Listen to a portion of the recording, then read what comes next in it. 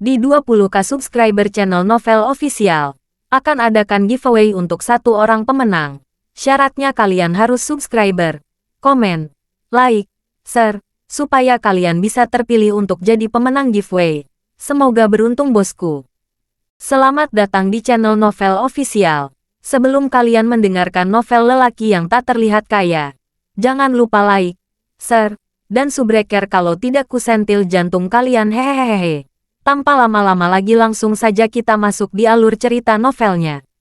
Bab 931 sampai bab 940. Itu 1 jam kemudian ketika Geralt akhirnya berjalan keluar dari lembah. Geralt sendiri berhasil keluar hidup-hidup karena jas hujan yang ia kenakan dirancang khusus untuk melindunginya dari nyamuk di sana. Saat dia dengan cepat mengenakan pakaian biasa, dia mengingat saat-saat menyedihkan terakhir Jet saat dia meninggal perlahan beberapa menit yang lalu.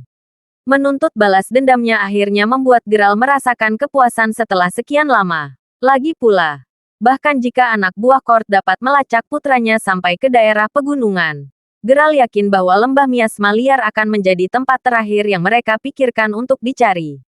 Jika semuanya berjalan sesuai dengan apa yang dia bayangkan, Kord pasti akan terus mencari Jet untuk waktu yang cukup lama. Selama periode itu, keluarga Geralt akhirnya mendapat kesempatan untuk beristirahat sementara.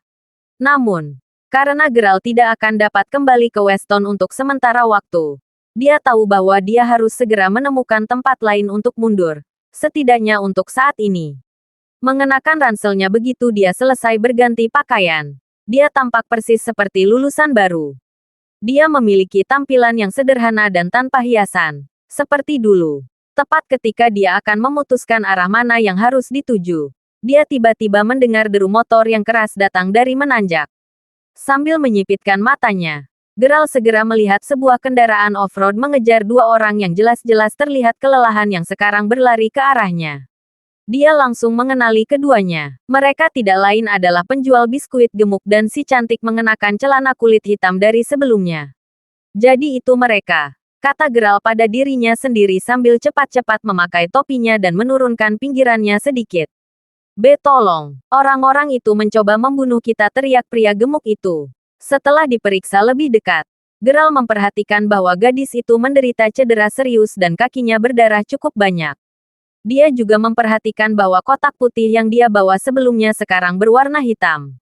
Kakak, tolong, selamatkan kami. Orang-orang itu punya senjata, teriak pria gendut itu lagi dalam keputusasaannya. Melihat betapa pucatnya keindahan itu dan seberapa dekat kendaraan off-road itu, Geralt berpikir sejenak.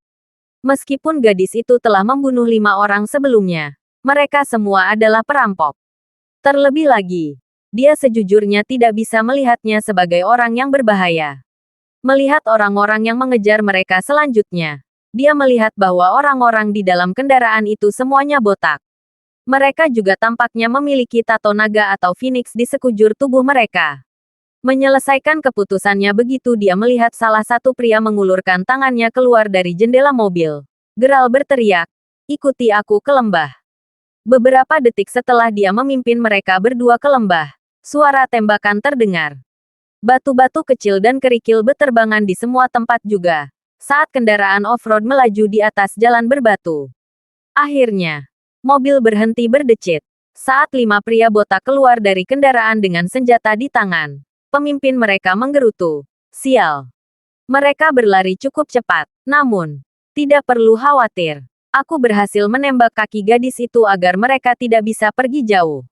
Pastikan senjata Anda dimuat. Saudara-saudara, kami mengejar mereka. Bos, jangan. Lembah itu disebut lembah nyamuk beracun karena suatu alasan. Jika kita diserang oleh nyamuk di sana, maka kita pasti akan musnah dalam sekejap. Bahkan kulit kita akan benar-benar menguap. Kita pasti tidak boleh masuk ke sana. Memperingatkan salah satu pria botak itu. Yah, kita tidak bisa pergi begitu saja tanpa sekotak uang itu, jawab pemimpin itu dengan agak ragu. Nah, jika lembah itu berbahaya seperti yang Anda katakan, saya yakin mereka akan segera kehabisan. Sementara itu, panggil lebih banyak orang kita untuk mengelilingi semua pintu masuk lembah. Pastikan untuk mengingatkan mereka untuk masing-masing membawa senjata. Tambah pemimpin itu. Segera. Bos, cek neraka. Kenapa banyak nyamuk di sini? Tempat apa ini? Saudara, tanya pria gendut itu dengan gugup sambil menggendong gadis yang nyaris tak sadarkan diri itu lebih dalam ke lembah. Tentu saja akan ada banyak nyamuk. Bagaimanapun, ini adalah lembah nyamuk beracun. Lembah nyamuk beracun. Anda tidak mungkin berbicara tentang yang ada di tanah terlarang kematian, kan?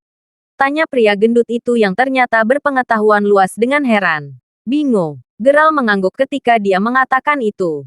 Ya Tuhan, sebaiknya kita tidak masuk lebih jauh. Saudara, dari apa yang saya dengar, nyamuk bahkan tidak meninggalkan bekas di kulit korbannya. Lebih baik kita tertembak peluru daripada harus bertahan melalui serangan nyamuk beracun. Kata pria gemuk itu. Ketakutan kamu seharusnya memikirkan itu saat kamu berlari ke arahku sebelumnya. Bukankah fakta bahwa kamu melakukan itu sudah menyiratkan bahwa kamu tidak keberatan aku mati bersama denganmu sejak awal? Jawab Geral sambil tersenyum kecut. Pria gendut itu, bagaimanapun, bahkan nyaris tidak merasa bersalah karena dia terlalu takut di mana dia berada saat ini. Geral sendiri sedang menghitung kemungkinan dia selamat jika dia mencoba melawan orang-orang itu. Pada akhirnya, dia yakin bahwa orang-orang itu akan melepaskan tembakan dari kejauhan begitu mereka melihatnya. Bersembunyi masih bisa dilakukan pada saat itu, tapi dia tetap akan terluka. Ada hanya tidak setiap lapisan perak dalam menghadapi orang-orang sekarang. Dengan kesimpulan itu, Geral tidak bisa menahan tawa sedikit pahit sebelum berkata, "Ayo, ikuti aku.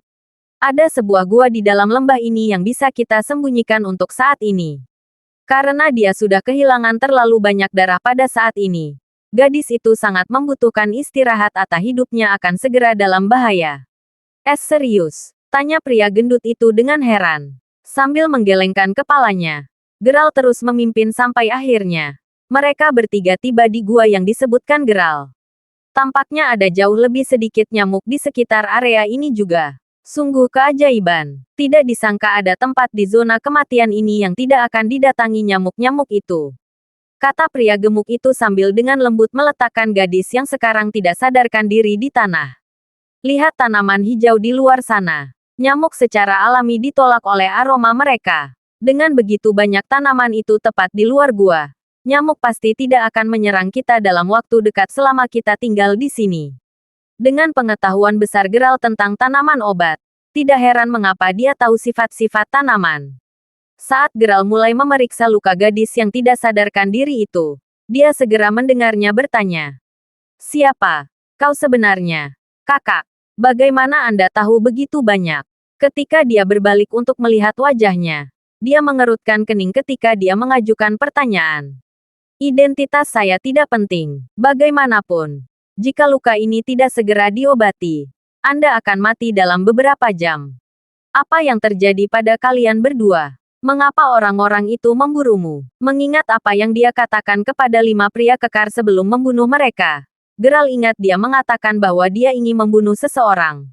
Dari kondisinya saat ini, jelas sekali bahwa misinya telah gagal. Betul sekali. Jika saya tahu bahwa Anda akan melakukan hal seperti itu, maka saya tidak akan mengikuti Anda. Bahkan jika Anda mengancam akan memukuli saya sampai mati. Kamu benar-benar membuatku dalam masalah besar kali ini. Kata pemuda itu dengan nada getir. Haha, yah. Karena kita tidak akan hidup lebih lama lagi. Kurasa tidak ada salahnya untuk memberitahu kalian ini. Lihat. Rencanaku adalah membunuh seorang bos di perbatasan Provinsi Salford. Setelah semua itu Start ditipu dan membunuh teman-teman saya. Sejak aku bisa melarikan diri, aku sudah merencanakan balas dendamku sejak saat itu. Jelas gadis itu. Saya melihat, jika boleh, sepertinya Anda memiliki latar belakang seorang seniman bela diri. Apakah Anda menerima pelatihan khusus untuk pertempuran dan pembunuhan sebagai seorang anak? Tanya Geral sambil merobek kain kasa untuk membalut lukanya. Setelah mendengar pertanyaannya, dia langsung mulai melihat Geral dalam cahaya baru. Saat dia terus menatapnya, pria gemuk itu memecah kesunyian dengan bertanya dengan cemas. Hei, hei. Keluhan Anda dengan orang-orang itu tidak penting sekarang. Anda mengatakan bahwa kita tidak akan hidup lebih lama kan? Apa sebenarnya yang kamu maksud dengan itu? Haha, nah. Mengetahui cara Hansel melakukan sesuatu, tidak akan mengejutkan saya jika anak buahnya sudah mengepung semua pintu keluar ke lembah ini sekarang. Bahkan jika kita tidak mati karena nyamuk di sini, satu-satunya pilihan lain adalah mati kelaparan. Tetap saja, kurasa aku tidak perlu kesepian dalam kematian karena kalian berdua akan bergabung denganku. Jawab gadis itu. Apa? Kamu jahat. Kejahatan murni. Jadi kami hanya ada di sini untuk meredam pukulanmu. Kata pria gendut itu sambil melebarkan matanya karena kaget dan takut. Memikirkan bahwa kamu masih memiliki energi untuk menakut-nakutinya bahkan dengan cedera serius itu. Hahaha, yah. Karena kita benar-benar akan mati di sini bersama. Maka sebaiknya kita mati sebagai hantu romantis. Lagi pula, aku yakin si gendut di sini tidak pernah menikmati ditemani seorang wanita sebelumnya. Kata Geralt sambil tertawa sambil menggelengkan kepalanya. Kamu, jangan berani-beraninya. Geram gadis itu sambil memelototi Geralt. Mengabaikan ancamannya. Geralt kemudian berbalik untuk melihat pria gemuk itu sebelum berkata. Katakan, gendut. Kepala sedikit lebih dalam dan Anda akan menemukan sungai kecil di bawah arus. Ambilkan air untukku di sana. Aku akan mendisinfeksi lukanya. Benar, kata pria gemuk itu sambil mengangguk sedikit sebelum meraba-raba dengan botol air di tangan. Baiklah. Sementara lenganmu hanya sedikit terluka. Luka di pahamu jauh lebih serius.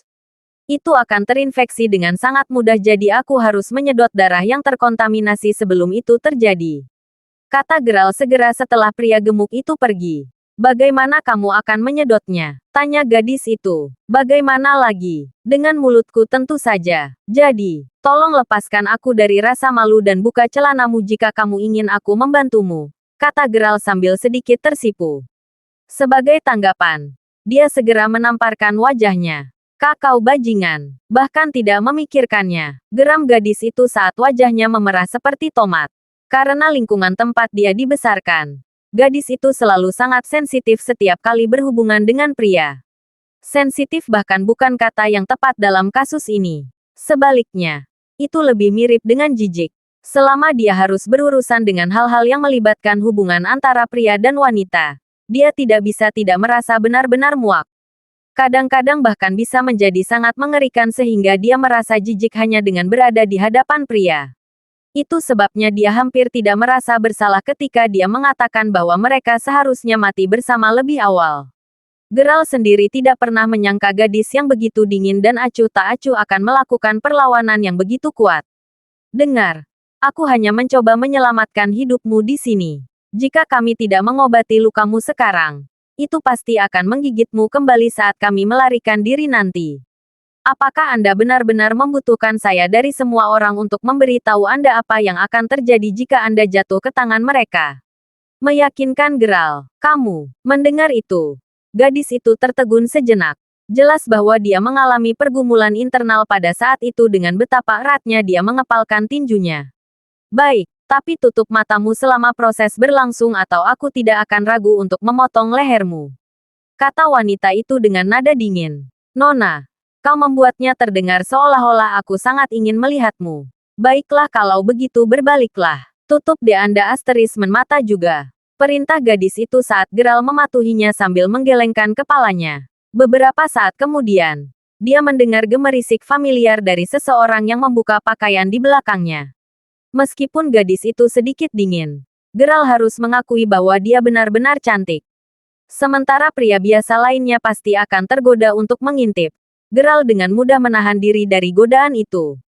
Lagi pula, dia benar-benar tidak punya niat lain selain mengobati lukanya. Saya selesai, kata gadis itu ketika Geralt perlahan mendekatinya sambil menghela nafas.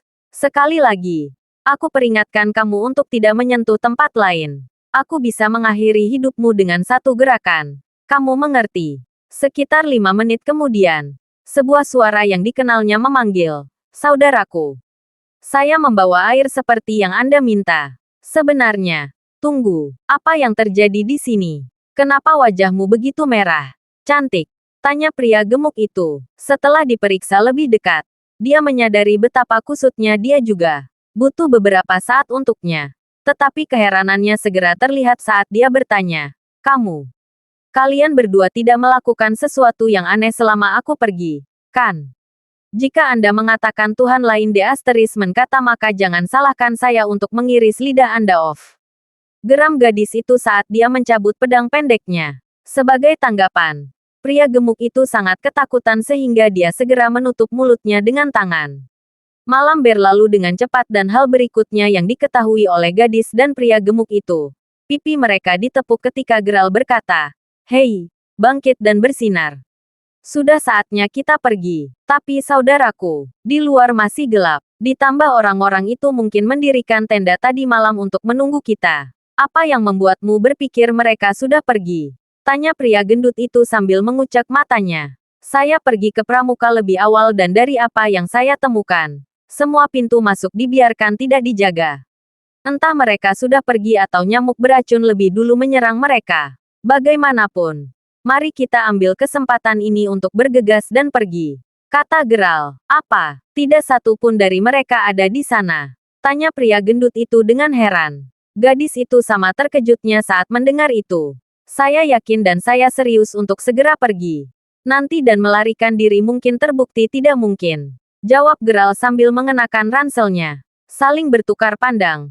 Pria gemuk dan gadis itu hanya bisa mulai mempersiapkan diri. Bagaimanapun, keduanya sepenuhnya sadar bahwa pada akhirnya, Geralt masih menjadi orang yang paling dapat diandalkan di antara mereka. Sesuai dengan kata-kata Geralt, begitu mereka sampai di pintu masuk lembah, gadis itu terkejut melihat bahwa semua tenda telah benar-benar kosong. Orang-orang Hansel sepertinya menguap begitu saja. Ini hampir tidak masuk akal. Bahkan jika mereka diserang oleh nyamuk, setidaknya aku pasti bisa mendengar mereka berteriak. Pikir gadis itu pada dirinya sendiri. Saat dia berbalik untuk melihat Geralt, dia terkejut melihat bahwa dia sudah berada di atas salah satu kendaraan off-road. Sepertinya kita akan berpisah di sini. Lagi pula, aku masih punya hal lain yang harus dilakukan. Kalian berdua bisa menggunakan kendaraan lain di sini untuk melarikan diri. Kamu, kemana tujuanmu? Tanya gadis itu agak ragu-ragu saat dia melihat Geralt. Tebakanmu sama bagusnya dengan tebakanku. Begitu saya berhenti di Provinsi Salford, saya mungkin akan melanjutkan perjalanan sampai saya mencapai ujung dunia. Jawab Geralt sambil tersenyum sambil menghidupkan mesin kendaraan off-road yang dia tumpangi.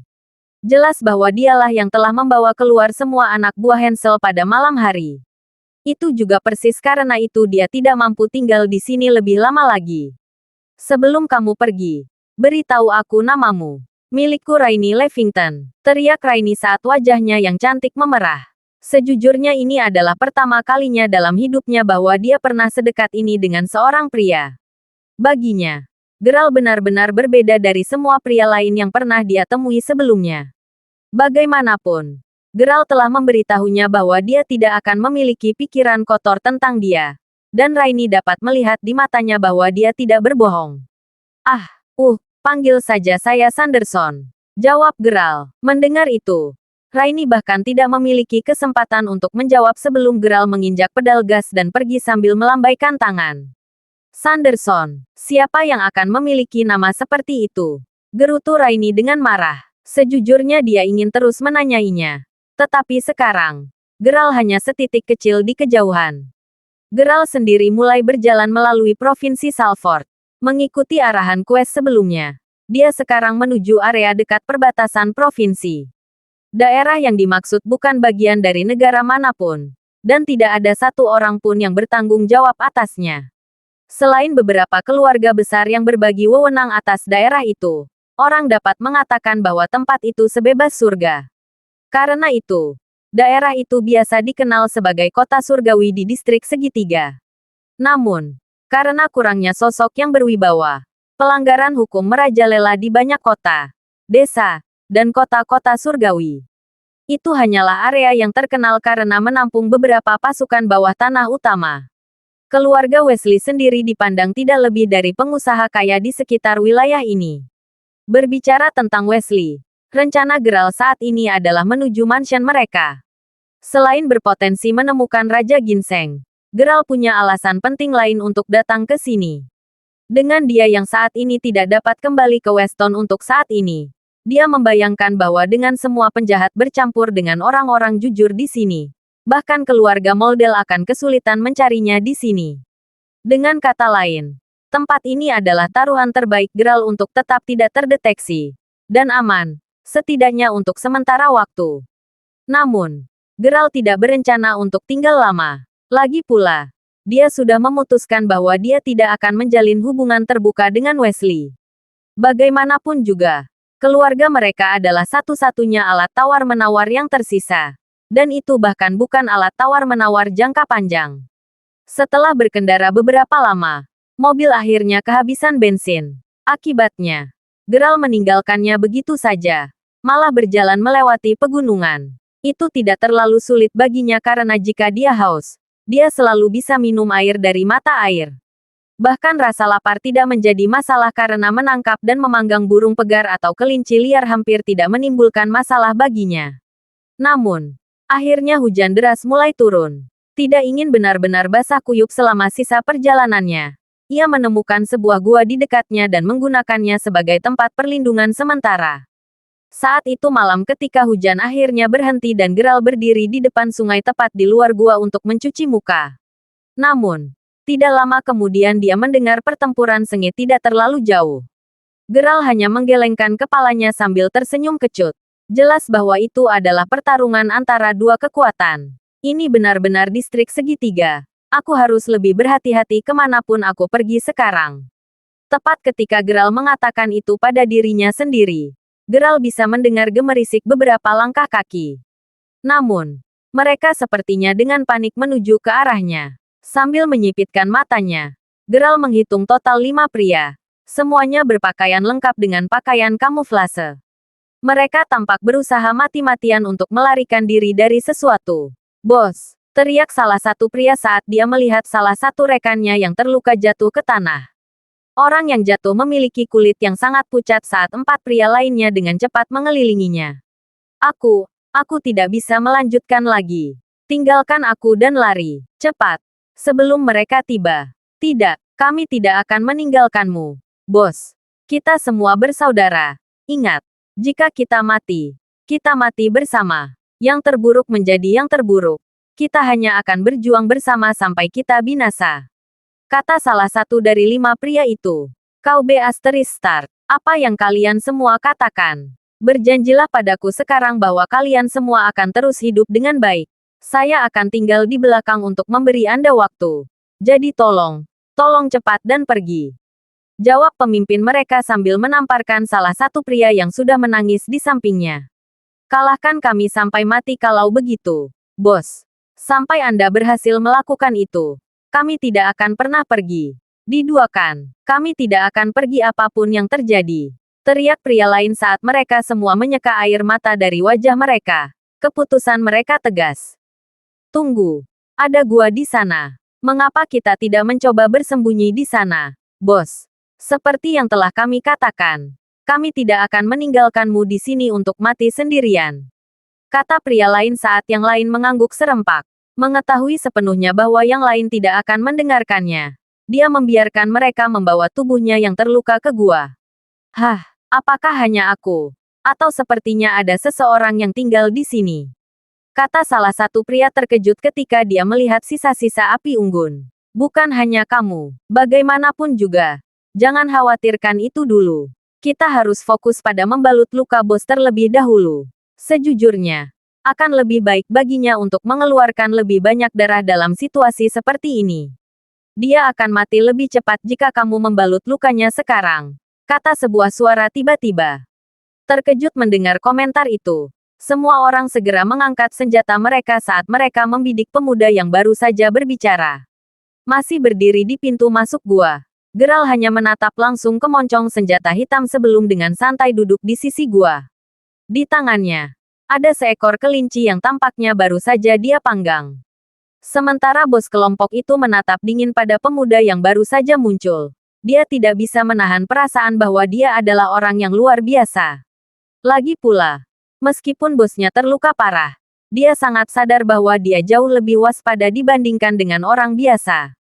Meski begitu, dia tidak bisa menyadari kehadiran pemuda itu sampai dia mengatakan sesuatu. Terlebih lagi, pemuda itu bahkan tidak mengedipkan mata ketika anak buahnya mengarahkan senjata mereka ke arahnya. Sial, orang biasa tidak akan memanggang kelinci sejauh ini di pegunungan.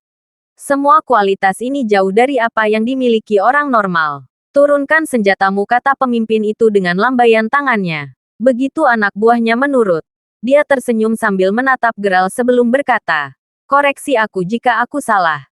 Tapi ini sepertinya rumahmu. Anak muda. Permintaan maaf kami karena hanya menyerbu dalam waktu singkat. Apa?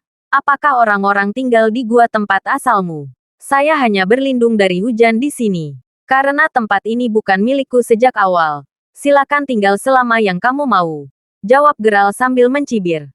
Hah, seolah-olah kita membutuhkan izinnya, bos. Jelas dari cara dia berpakaian bahwa dia hanya seorang backpacker biasa. Juga, cobalah untuk tidak banyak bicara, anak muda. Jika tidak, jangan salahkan kami karena tidak memberi Anda wajah apapun. Jawab salah satu pria dengan marah sebelum segera mulai membalut luka bosnya. Melihat pria itu menggunakan pisau pendek untuk memotong kain kasa, Geralt segera menyimpulkan bahwa orang-orang ini mungkin berasal dari kelompok yang sama dengan Raini. Lagi pula, pedang pendeknya dan pria itu terlihat sangat mirip. Mengingat apa yang dia katakan, Raini memberitahu Geralt bahwa teman-temannya telah ditipu oleh Hansel, yang mengakibatkan kematian mereka. Itulah motifnya untuk membalas dendam pada Hansel sejak awal. Melihat keadaan menyedihkan yang dialami kelima pria itu, Geralt merasa bahwa Raini mungkin salah tentang kematian mereka. Namun, apa yang dikatakan orang-orang itu selanjutnya menegaskan bahwa teorinya benar. Hansel sialan itu. Jika kita berhasil keluar hidup-hidup dari ini, aku pasti akan mengejar kepalanya. Untuk berpikir bahwa dia benar-benar mempekerjakan orang lain untuk menyingkirkan kita, kami tidak akan dibawa keluar dengan mudah. Memang, tetap saja. Aku harap kakak keenam baik-baik saja sekarang. Aku khawatir dia akan terjebak dalam salah satu trik Hansel. Tambah bos mereka dengan batuk. Geralt sendiri memikirkan bagaimana Raini benar-benar hampir kehilangan nyawanya karena Hansel. Bagaimanapun, apa langkah kita selanjutnya? Bos, Hansel sudah sangat waspada dengan kami. Memastikan bahwa kami bahkan tidak memiliki tempat untuk berlindung. Aku bahkan tidak bisa memikirkan tempat yang bisa kita tuju saat ini. Kami akan melakukannya dengan lambat. Yang terburuk menjadi yang terburuk. Kita hanya akan menjadi gelandangan untuk sementara waktu. Namun, saya masih mengatakan bahwa Anda semua harus meninggalkan saya di sini. Tidak ada gunanya kehilangan nyawamu karena orang yang terluka. Meyakinkan bos. Namun, tidak peduli berapa banyak dia membujuk. Tidak ada rekannya yang ragu dengan keputusan akhir mereka. Pada saat itu, beberapa langkah kaki terdengar berlari menuju gua. Dari apa yang Geralt tahu, setidaknya ada selusin pria menuju ke arah mereka. Aku mohon padamu, pergi selagi bisa. Negatif. Bos, kami berjuang sampai akhir. Geram para pria saat mereka mengertakkan gigi. Sepenuhnya siap untuk terlibat dalam pertempuran dengan pihak lain. Tak lama kemudian, pemburu mereka yang juga mengenakan pakaian kamuflase akhirnya muncul di mulut gua. Saat mereka mengarahkan senjata mereka ke sekelompok orang di dalam, orang itu yang tampaknya adalah pemimpin mereka maju selangkah sebelum berkata, "Hah, kalian benar-benar bisa lari. Untuk berpikir bahwa Anda bahkan membuat kami mengejar Anda sampai ke gunung begitu lama. Kamu benar-benar luar biasa. Whistler Sankey. Hentikan saja omong kosong itu dan bunuh kami jika kamu mau. Leopold." Teriak Whistler sebagai balasannya. Mencolok. "Betapa beraninya kamu," ejek Leopold. Dan Leopold, sepertinya ada pria lain di sini. Lapor salah satu anak buah Leopold. Seorang backpacker, bocah. Jika Anda tahu apa yang baik untuk Anda, tinggalkan contoh ini. Jika tidak, aku hanya akan membuang-buang peluru untukmu, kata Leopold sambil menodongkan pistol tepat di samping kepala Geralt. Namun, sebagai tanggapan, Geralt hanya berbalik untuk melihat langsung ke mata Leopold. "Apa yang kamu lihat?" Bocah geram Leopold dengan marah. "Kamu tahu, meskipun aku sudah berkeliaran cukup lama sekarang, aku harus mengatakan bahwa tidak ada yang berani menodongkan pistol langsung ke dahiku sebelumnya," jawab Geralt sambil tertawa. "Kematian keinginan. Jadilah tamuku," raung Leopold saat jarinya bergerak untuk menarik pelatuknya. Namun, Hal berikutnya yang dia tahu. Dentang logam bergema di seluruh gua. Butuh Leopold 1 detik untuk menyadari bahwa senjata itu tidak lagi di tangannya. Dan itu pada saat itu ketika ia tahu ia memiliki F***Sikap. Saat keringat dingin mulai menetes di dahi Leopold, semua orang termasuk Whistler dan anak buahnya, sangat terkejut hingga mereka bahkan tidak berani bernapas. Bagaimanapun, semua orang telah melihat itu terjadi. Dalam sepersekian detik sebelum pelatuk ditarik, Geralt telah menjentikkan cabang dengan sangat tepat sehingga ujung pistol Leopold macet.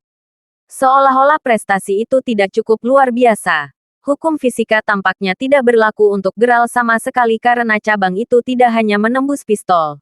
Itu benar-benar menancapkan dirinya setidaknya 1 inci ke dalam dinding gua yang kokoh.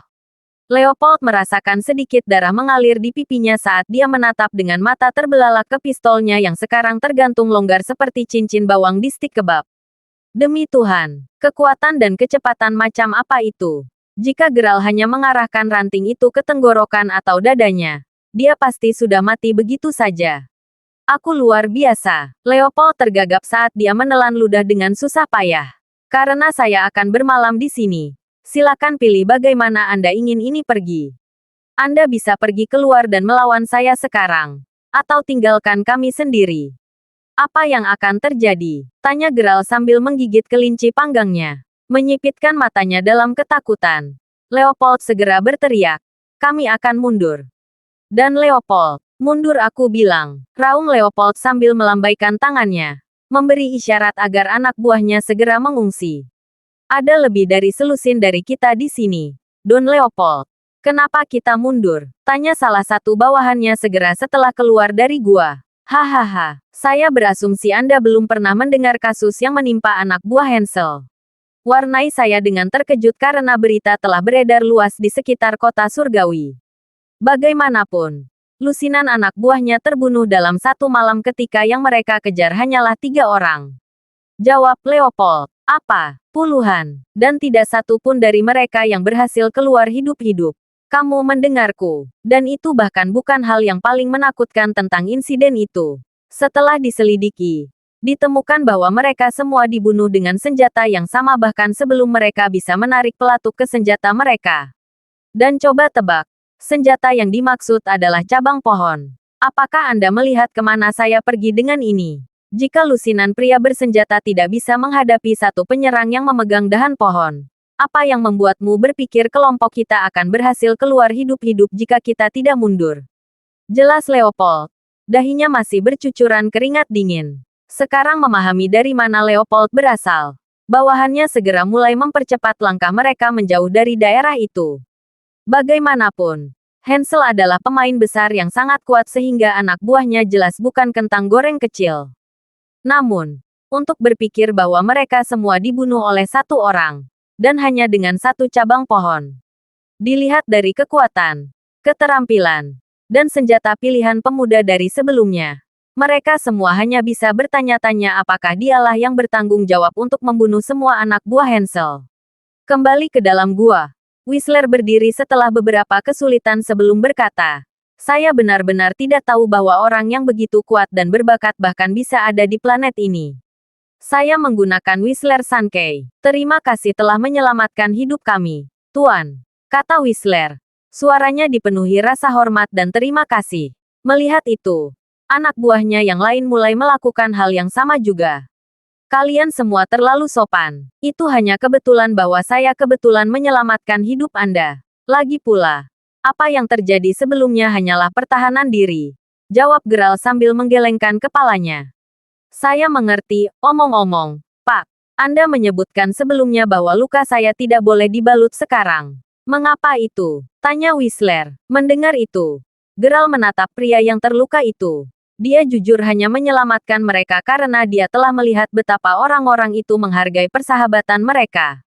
Jika mereka hanya bekerja sebagai orang bayaran yang tidak terlalu memikirkan saudara-saudara mereka dan hanya memprioritaskan untuk mengalahkan pasukan musuh, Geralt bahkan tidak akan repot-repot mengganggu serangan Leopold sejak awal. Sambil menggelengkan kepalanya, Geralt kemudian berkata, berbaringlah menyamping. Aku akan mengeluarkan peluru itu darimu terlebih dahulu sebelum kita melanjutkan pembicaraan. Luar biasa. Anda tidak hanya sangat terampil dan kuat, tetapi Anda juga mahir dalam pengobatan. Kekagumanku padamu sekarang tidak mengenal batas, kata Whistler dengan hormat sebagai tanggapan. Geralt hanya menggelengkan kepalanya dalam diam. Setelah bertukar pandang dengan anak buahnya untuk beberapa saat, Whistler kemudian menambahkan, "Saya ingin tahu apakah ada yang bisa saya dan anak buah saya lakukan untuk Anda di masa depan, Pak. Karena Anda menyelamatkan hidup kami. Kami lebih dari bersedia untuk mengikuti Anda berkeliling dan melakukan apapun yang kami bisa untuk Anda." Dia tidak hanya mengatakan itu untuk menyenangkan Geralt juga. Rasa terima kasih mereka tulus. Bagaimanapun, siapapun akan merasakan hal yang sama setelah diselamatkan dari situasi yang begitu ketat. Fakta bahwa Geralt menyadari betapa Whistler dan anak buahnya menghargai persaudaraan mereka hanya membuat lamaran mereka semakin berarti. Selain itu, mereka tidak punya tempat lain untuk pergi sekarang. Mereka semua tahu bahwa dengan mengikuti pemuda yang kuat ini, masa depan yang cerah tidak sepenuhnya mustahil lagi.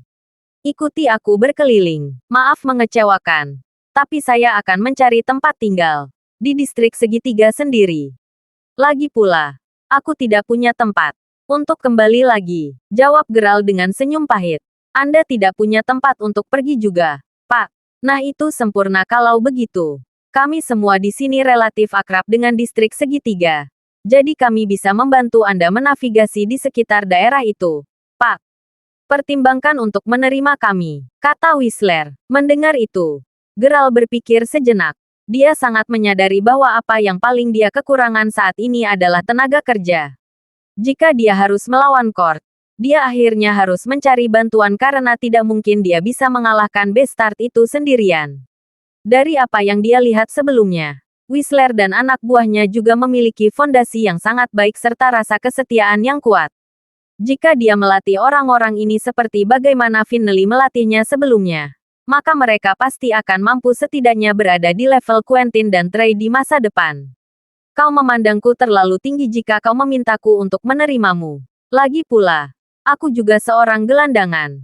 Namun, karena Anda menyarankannya, saya menerimanya. Terima kasih telah menerima saya, jawab Geralt sambil tersenyum. Ini terlalu sempurna kalau begitu, Tuan, teriak Whistler dan anak buahnya. Sangat gembira. Saat mereka tertawa riang, gemuruh guntur perlahan semakin keras dan semakin sering saat awan gelap memenuhi langit lagi.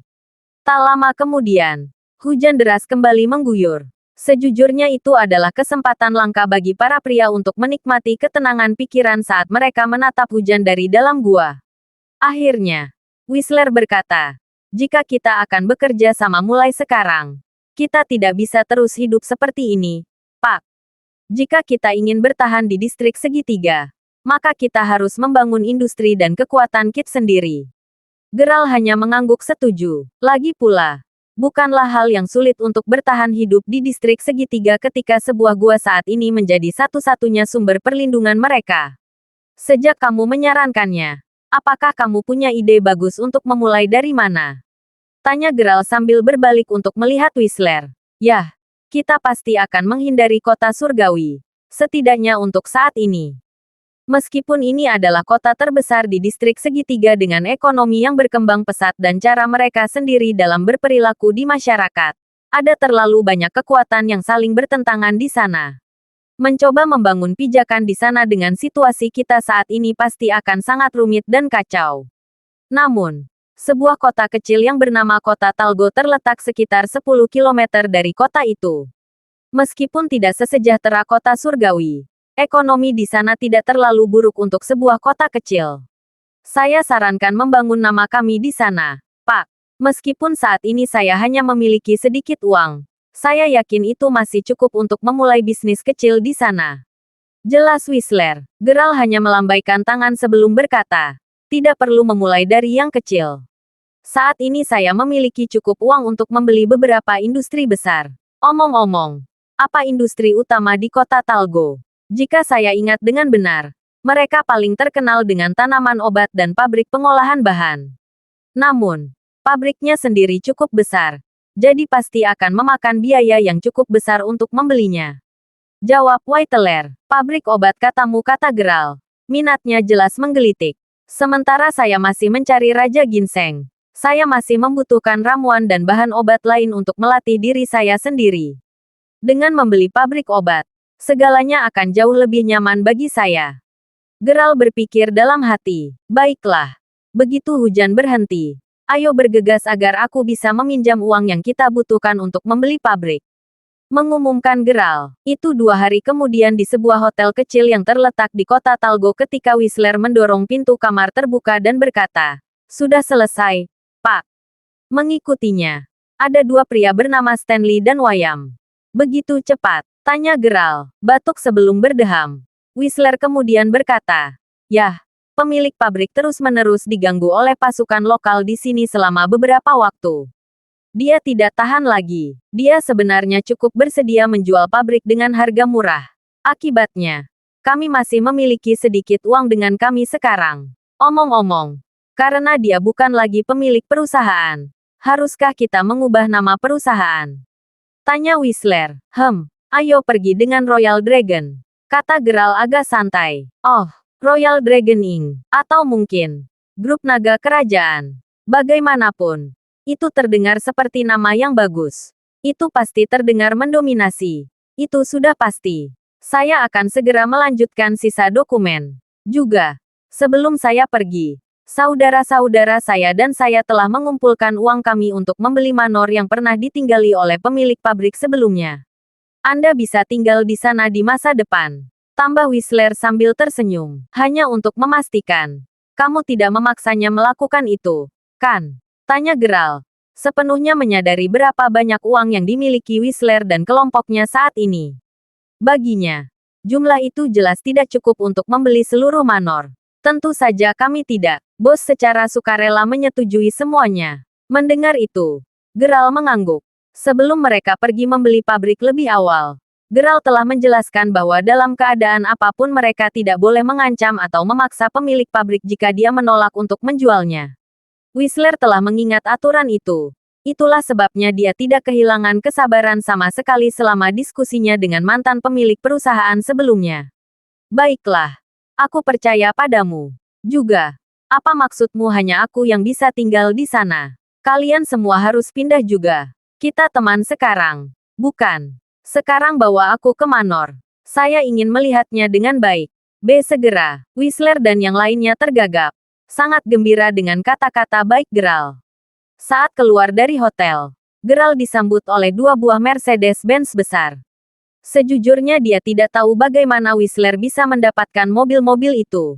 Namun, setelah mengenal pria itu sedikit lebih dalam 2 hari terakhir, Geralt menyadari bahwa Whistler tidak hanya mampu. Dalam arti tertentu, dia sangat mirip dengan Zack, baik hati-hati dan teliti dengan semua yang dia lakukan. Saat Geralt melihat keluar jendela mobil dalam perjalanan ke sana, dia sedikit mengernyit ketika melihat beberapa anggota geng menghancurkan beberapa toko. Sayangnya, ini bukan pemandangan yang tidak biasa di sini. Saat Geralt melihat semua gangster lain yang berjalan mondar-mandir di jalan dengan tato naga mereka di layar penuh, dia ingat bagaimana Whistler memberitahunya bahwa kota Talgo adalah kota yang cukup kecil. Namun, ketika dia pertama kali tiba 2 hari sebelumnya, dia menemukan bahwa kota Talgo sama sekali tidak kecil. Faktanya, kota yang makmur itu mungkin seukuran 2 kabupaten tenang. Dari apa yang dia lihat, kota itu memiliki beberapa bar, restoran, dan banyak fasilitas lainnya. Namun, seperti semua tempat lain di dalam distrik segitiga, tempat ini pasti kacau balau. Tidak lama kemudian mereka akhirnya tiba di manor. Namun, saat melangkah masuk, Geralt langsung disambut oleh suara tangisan. Tampaknya datang dari tempat tinggal. Saat Whistler mendorong pintu menuju ke sana terbuka, mereka melihat seorang pria parubaya menegur sekitar 20 pelayan. "Kalian semua harus berperilaku terbaik. Mengerti? Jika kalian semua tidak tersenyum pada saat tuan baru tiba dan dia akhirnya tidak bahagia, saya pribadi akan menguliti kalian masing-masing hidup-hidup." Dengan marah, dia kemudian berbalik sebelum menyadari bahwa Geralt dan anak buahnya sudah ada di sana. "Oh, Pak Sankey, saya tidak menyadari bahwa Anda sudah tiba. Mungkinkah pria di sini menjadi tuan baru dari manor? Dengan temperamen yang hebat. Aku yakin dialah orangnya." "Ah, Di mana sopan santunku? Saya menggunakan nama Sherman Levin. Dan saya akan bekerja sebagai kepala pelayan Anda mulai hari ini dan seterusnya. Suatu kehormatan bertemu dengan Anda, Tuan baru dari Manor, kata Sherman dengan kilatan yang agak jahat di matanya saat dia membungkuk hormat di depan Geralt. Salam, Tuan, kata semua pelayan cantik serempak. Beberapa dari mereka sudah gemetar saat melihat ke arah Geralt. Omong-omong, ini adalah pelayan yang dulu bekerja untuk pemilik pabrik sebelumnya. Karena mereka tampaknya cukup bagus dalam pekerjaan mereka, saya memutuskan untuk mempertahankannya. Kata Whistler, mereka memang, Anda dapat yakin, Tuan, karena sayalah yang secara pribadi melatih mereka semua. Mereka akan mengikuti setiap perintahmu sampai huruf T. Tambah Sherman sambil tertawa. Gadis-gadis ini, apakah mereka diculik? Tanya Geralt sambil perlahan berjalan menuju salah satu pelayan. Menarik lengan bajunya. Beberapa memar dan bekas cambuk langsung terlihat. Hahaha, yah, saya tidak akan menggunakan istilah menculik, saya hanya membelinya dari pasar. Satu dari pelayan ini sebenarnya harganya kurang dari sebungkus rokokku. Bisakah Anda percaya itu? Juga, jika Anda bertanya-tanya, semua keindahan ini adalah paket yang belum dibuka. Saya sudah mengusir siapapun yang sudah digunakan. Saya harap Anda puas dengan mereka, Tuan. Sebaliknya, Geralt sekarang memiliki kerutan besar di wajahnya saat rasa jijiknya terhadap Sherman memuncak. Beralih untuk melihat kepala pelayan, Geralt berkata dengan nada dingin, "Aku tidak membutuhkannya. Mintalah alamat rumah mereka dan kembalikan dengan selamat. Kan saat ini juga. Saya mohon maaf. Kirim mereka pulang." Tanya Sherman dengan heran. "Apakah Tuan tidak membuat dirinya cukup jelas?" Teriak Whistler dengan dingin. Keras dan jelas. "Saya akan segera mengirim mereka pulang, Tuan." Jawab Sherman sambil mengangguk berulang kali dengan ketakutan. Mendengar itu, para pelayan langsung mulai membungkuk dengan penuh terima kasih ke arah Geralt saat mereka bergantian mengucapkan terima kasih padanya. Baiklah, tenanglah. Kalian semua bebas untuk kembali ke rumah kalian sekarang, kata Geralt sambil tersenyum halus. Karena Geralt secara pribadi telah mengalami bagaimana rasanya dipaksa meninggalkan rumahnya sendiri. Dia tidak akan membiarkan gadis-gadis ini terus mengalami kesedihan dan kesedihan yang sama seperti yang dia alami. Baginya, mereka sudah cukup menderita setelah melalui penghinaan karena dibeli sebagai pelayan. Selain itu, dia bukan orang yang mendominasi sejak awal. Segera setelah itu, sebagian besar pelayan pergi bersama Sherman. Namun, dua dari mereka tetap berdiri di sana, terisak dalam diam. "Apakah kalian berdua tidak akan pergi?" Tanya Geralt. "Oh, orang tua kami telah dibantai oleh gangster di sini. Kami tunawisma, Tuan," kata salah satu gadis sementara yang lain mengangguk di antara air mata. "Tolong izinkan kami tinggal di sini, Tuan. Kami pasti akan melayani Anda dengan baik. Kami hanya meminta Anda menyediakan makanan dan tempat tinggal untuk kami, Tuan," kata gadis lain. "Baiklah kalau begitu. Anda bebas untuk tinggal jika Anda mau. Namun, yakinlah bahwa tidak ada orang di sini yang akan menggertak kalian berdua mulai sekarang," jawab Geralt sambil tersenyum. Setelah mendapatkan persetujuannya, keduanya langsung berteriak penuh terima kasih. "Kami, Yuki dan Lucy, terima kasih dengan tulus dengan sepenuh hati, Tuan." Yuki, khususnya, tampak sangat bersyukur saat dia merasakan detak jantungnya meningkat setelah mengintipnya. Lagi pula, tidak hanya dia sangat tampan, tetapi tidak seperti banyak orang jahat lainnya yang hanya pernah melihatnya sebagai orang yang tidak penting. Tuan barunya tampaknya juga memiliki hati yang sangat baik. Sekarang setelah diselesaikan, Geralt akhirnya mulai menetap di rumah barunya. Dengan sisa uang, Whistler kemudian secara pribadi mencari dan merekrut lebih dari 100 pemuda yang semuanya mampu secara fisik dan setia. Mereka akan melayani sebagai pengawal grup Royal Dragon. Latihan rutin mereka dimulai dengan Whistler mengajar mereka selama 2 minggu pertama sebelum pindah ke Geralt begitu mereka siap untuk teknik yang lebih maju. Sebagai hasil dari semua pelatihan itu, para pria di bawah Geralt menunjukkan lonjakan yang jelas dalam kekuatan dan kualitas umum dalam waktu kurang dari sebulan. Meskipun mereka sebelumnya hanya pria biasa, Geralt dapat dengan aman mengatakan bahwa mereka sekarang sebanding dengan pengawal yang bekerja untuk keluarganya. Beberapa saat setelah itu Yuki dan Lucy terlihat di kamar mereka. Sementara Yuki tampak hati-hati memisahkan jamur putih berkualitas dari yang biasa dari tumpukan kecil di mejanya. Lucy sendiri hanya berguling-guling di tempat tidur. Sambil tersenyum pahit, Lucy berkata, "Kamu sudah lama mengelompokkan jamur putih, Yuki. Apa kau tidak lelah sama sekali?" Meskipun bahkan belum sebulan sejak Geralt menjadi tuan baru mereka, keduanya sudah memiliki kulit yang jauh lebih baik. Ini terutama terjadi pada Yuki yang telah tumbuh menjadi begitu manis dan cantik sehingga siapapun yang melihatnya langsung merasa perlu untuk memperlakukannya dengan penuh kasih. Tidak semuanya. Jika ada yang harus lelah, itu Pak. Lagi pula, dia sudah melatih pengawal itu selama berhari-hari sekarang. Dia harus mengelola perusahaan juga. Karena dia mungkin tidak punya waktu untuk mengurus dirinya sendiri. Aku akan menyiapkan semangkuk sup jamur putih untuknya nanti.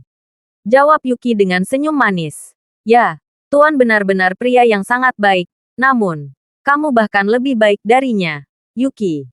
Lagi pula, semua yang pernah Anda pikirkan adalah kesejahteraannya. Hampir semua yang saya lihat Anda lakukan adalah untuknya. Hahaha, kata Lucy sambil tertawa. Apa yang dia katakan itu benar. Selama bekerja untuk Geralt, Yuki selalu dekat dengannya. Bahkan, dia telah menjadikan tugas pribadinya untuk mengurus segala sesuatu tentang tuannya. Dari makanan yang dia makan hingga pakaian yang dia kenakan. Yuki memastikan untuk merencanakan dan mempersiapkan segalanya dengan sempurna untuk Geralt. Saat mereka berdua mengenang waktu singkat mereka bekerja di bawah Geralt, Lucy tiba-tiba berkata, "Ngomong-ngomong, Yuki. Dulu ketika Tuan membebaskan kami dari perbudakan, mengapa kamu tidak memilih untuk kembali ke negara dan kampung halamanmu? Pak bahkan bersedia memberikan uang tunai untuk tiket pesawat. Lagi pula, meskipun Paman dan Bibi telah meninggal, Anda masih memiliki kerabat lain yang tinggal di sana, bukan? Mungkinkah kamu menyukai Tuan kami?" Tambah Lucy sambil menangkupkan mulutnya sambil tertawa. Berhenti mengatakan omong kosong. "Lucy, aku tidak punya kerabat lain untuk dibicarakan. Namun, saya akui bahwa saya merasakan rasa aman saat pertama kali melihat guru. Itulah alasan mengapa saya memilih untuk tinggal. Juga, mengenai bagian kesukaan. Bagaimana mungkin seseorang sepertiku memenuhi syarat untuk jatuh cinta pada seseorang seperti Tuan?" Jawab Yuki sambil tersipu. "Omong-omong, Lucy, aku ingat dengan jelas bahwa kamu ingin kembali ke kampung halamanmu lebih dari yang aku lakukan. Kenapa kamu tidak pergi saat itu?" Tambah Yuki. "Yah, aku hanya merasa bahwa Tuan adalah orang baik yang tidak akan melecehkan kita seperti yang kita lakukan sebelumnya. Ditambah fakta bahwa dia sangat menghormati kita. Aku hanya merasa berkewajiban untuk tinggal dan bekerja untuknya. Saya memiliki alasan kedua untuk tetap tinggal. Namun, ingat Tyson. Dia mengatakan kepada saya bahwa dia akan datang menjemput saya dalam waktu kurang dari sebulan saat itu. Saya tidak ingin dia harus mencari saya jadi saya hanya tinggal di sini. Dengan begitu, dia akan bisa menjemputku dengan mudah ketika saatnya tiba. Namun, karena dia belum datang, saya berasumsi bahwa dia masih menjalani misinya untuk menyelamatkan saudaranya. Setelah dia melakukan itu, dia mengatakan kepada saya bahwa dia akan membawa saya pergi sebelum akhirnya menikahi saya." Jelas Lucy dengan senyum di wajahnya. "Begitu, tetap saja. Apakah kamu benar-benar percaya semua yang dia katakan?" "Maksud saya ya, Tyson memang menyelamatkan kita sebelumnya. Namun, saya akan terus terang dan mengatakan bahwa saya tidak berpikir dia akan benar-benar datang untuk membawa Anda pergi. Sudahkah Anda mempersiapkan diri untuk kemungkinan itu?" Kata Yuki sambil berusaha menurunkan ekspektasi Lucy agar dia tidak terlalu terluka jika Tyson tidak pernah datang. "Jangan khawatir. Saya mengerti dari mana Anda berasal. Namun, saya telah memilih untuk percaya pada Tyson. Dia pasti akan datang mencariku begitu dia menyelamatkan saudaranya. Lagi pula, kita sudah bertunangan. Baik itu dalam bulan ini, setahun, atau seumur hidup. Aku akan tetap menunggunya dengan sabar." Kata Lucy sambil menangkup pipinya yang memerah. "Baik-baik saja maka, tetap saja. Sangat jarang melihatmu berbakti seperti ini. Juga, aku sudah selesai dengan jamurnya jadi ayo kita buat sup untuk Tuan." Dengan itu, kedua gadis itu keluar dari kamar mereka. mengobrol dan tertawa bahagia saat mereka pergi ke dapur. Beberapa saat kemudian, sekelompok pria terlihat berjalan melalui hutan di atas gunung besar yang terletak di utara grup naga kerajaan. Kelompok itu sendiri terdiri dari lebih dari 100 orang yang telah dibagi menjadi 5 tim. Whistler dan keempat saudaranya masing-masing diberi tim untuk bertanggung jawab. Sementara para pria terus berlatih, Yuki dan Lucy berjalan menuju tuan mereka yang sedang duduk di kursi santai sambil meminum tehnya sementara dua pengawal yang mengenakan kacamata hitam berdiri dengan penuh perhatian di kedua sisi kursinya. Salah satu penjaga meletakkan tangannya di belakang punggungnya sementara yang lain memegang payung, menjaga Geralt terus-menerus di bawah naungan. Kami sudah membuatkan sarang burung untukmu, Pak. Cobalah beberapa, kata Yuki sambil menyerahkan termos yang dia bawa bersamanya. Kamu tidak harus melalui semua masalah itu.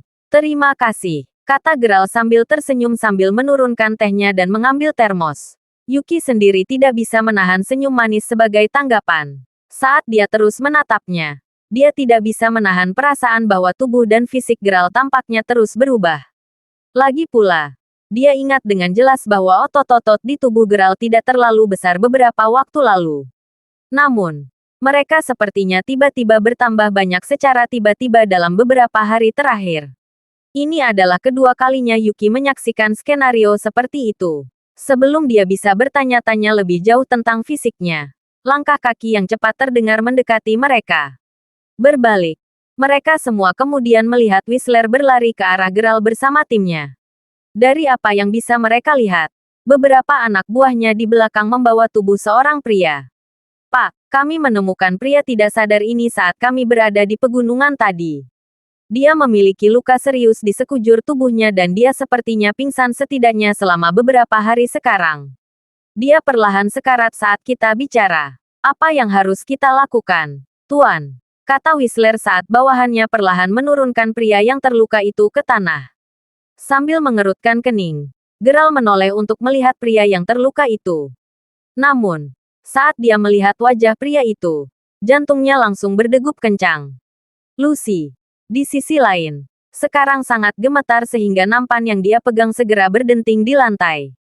Tyson, teriak mereka berdua serempak. Sementara Geralt segera berdiri dari keterkejutannya. Lucy sudah menangis saat dia berjongkok di samping pria yang terluka itu. Pria yang sekarat itu bukan sembarang Tyson. Dia adalah Tyson dari duo Drake dan Tyson. Menghilangkan keterkejutannya, Geralt mendapati dirinya berlari ke sisi Tyson juga. Terima kasih sudah mendengarkan novel lelaki yang tak terlihat kaya. Sampai jumpa di novel selanjutnya.